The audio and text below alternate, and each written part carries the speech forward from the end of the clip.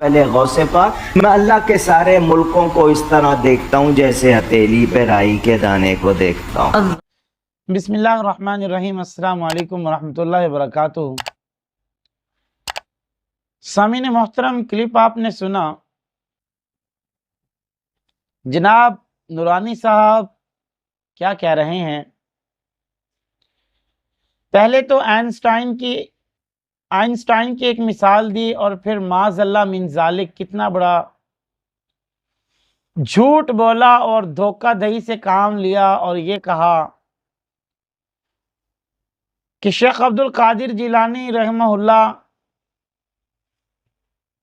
یہ کہا کرتے تھے کہ سارے ملک میرے سامنے ایسے ہیں جیسے کہ ہتھیلی پر کوئی چیز رکھ دی ہو۔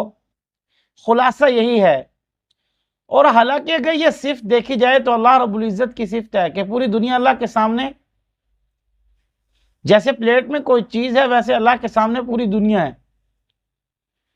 کیونکہ وہ ان اللہ علی کل شیء قدیر ذات ہے، علیم بذات الصدور ذات ہے۔ لیکن انہوں نے مسلک کے نام پر، دین کے نام پر لوگوں کو کیا گمراہی پر لگا رکھا ہے کہ یہ جاہل عوام بھی سمجھنے کا نام نہیں لے رہی۔ اب آپ صحیح دیکھیں کہ پہلے مثال تو سائنسدان کی دی، اور اس کو سائنسدان بھی کوئی مسلمان نظر نہیں آیا بلکہ ایک یہودی نظر آیا۔ چلو اگر نظر بھی آ گیا، اس کی مثال بھی دے دی، پھر یہ کیا کہہ رہا ہے کہ شیخ عبد القادر جیلانی کے بارے میں اتنا بڑا الزام لگا رہا ہے۔ پہلی بات تو یہ کہ الزام ہے، دوسری بات یہ کہ اپنی نیکیوں کو خود برباد کر رہا ہے۔ میں اسے ایسے ہی شیطانی نہیں کہتا، حقیقت میں یہ شیطانی ہے۔ آئنسٹائن دے پترا، پہلے تے تو الزام لایا، دوسرا تو شرک کیتا ہے۔ پہلے الزام پھر شرک، ڈبل سزا۔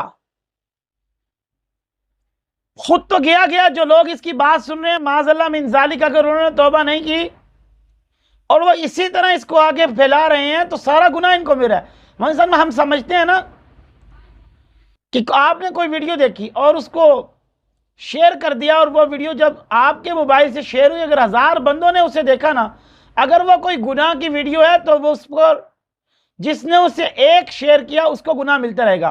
اور یہ ایسا شیئر ہے کہ آج جب تک موبائل کا نظام، سوشل میڈیا کا نظام برقرار رہے گا، جب تک وہ لوگ دیکھتے رہیں گے، اس طرح اس کو گناہ ملتا رہے گا۔ آپ کہیں گے کیسے؟ میں مثال آپ کو سمجھا دیتا ہوں دین سے۔ اب جس نے کوئی بھی غلط کام شروع کیا نا، تو سب سے پہلے جس نے اس کام کو ایجاد کیا اسے گناہ ملتا ہے۔ آئیے ذرا قرآن کریم سے مثال دیکھتے ہیں۔ جیسے کہ حابیل اور قابیل، اس میں سے ایک بھائی نے دوسرے کو قتل کیا۔ اب جب بھی کوئی قتل کرے گا تو گناہ اسی کو ملے گا، سب سے پہلے گناہ کا ارتکاب کرنے والے کو وہ گناہ ملے گا۔ تو اس طرح یہ شعر آج کل کی جاہل عوام ان کی جیسے ان کو سن رہی ہے اور وہ شیئر کر رہے ہیں تو ان کو گناہ ملتا جا رہا ہے۔ بہرحال اللہ رب العزت ہمیں اس گناہ اور شرک سے محفوظ فرمائے اور ان کو ہدایت نصیب فرمائے۔ آخر دعوانا الحمدللہ رب العالمین۔